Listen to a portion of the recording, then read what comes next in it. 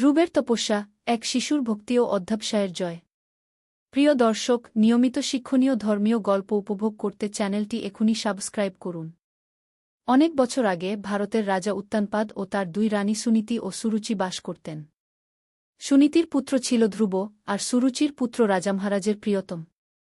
একদিন ছোট ধ্রুব বাবার কোলে বসতে গেল, কিন্তু সুরুচি রেগে বলল, তুমি আমার ছেলে নও। ঈশ্বরকে ভজনা করো, তবেই হয়তো পরজন্মে আমার ছেলে হয়ে রাজাসনের যোগ্য হবে। ধ্রুব কাঁদতে কাঁদতে মায়ের কাছে গেল। মা সুনীতি বললেন, বাবা, মানুষ যদি তোমাকে না ভালোবাসে, ভগবান তোমাকে ভালোবাসবেন। তার নাম নাও, তিনিই তোমাকে আশীর্বাদ করবেন। এই কথা শুনে 5 বছরের ধ্রুব জঙ্গলে চলে গেলেন। পথের মাঝে ঋষি নারদ তাকে দেখে বললেন, বাবা, তুমি ছোট, বাড়ি ফিরে যাও। কিন্তু ধ্রুব দৃঢ়ভাবে বললেন, আমি ভগবানকে না দেখা পর্যন্ত ফিরব না। নারদ মন্ত্র দিলেন, ওম নমো ভগবতে বাসুদেবায়। ধ্রুব শুরু করলেন তপস্যা।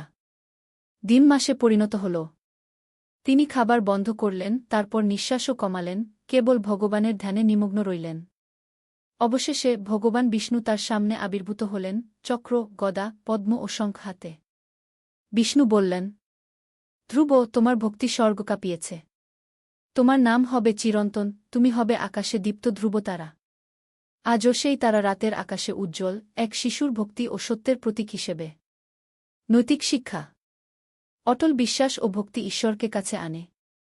গল্পটি ভালো লাগলে লাইক, কমেন্ট ও শেয়ার করতে ভুলবেন না।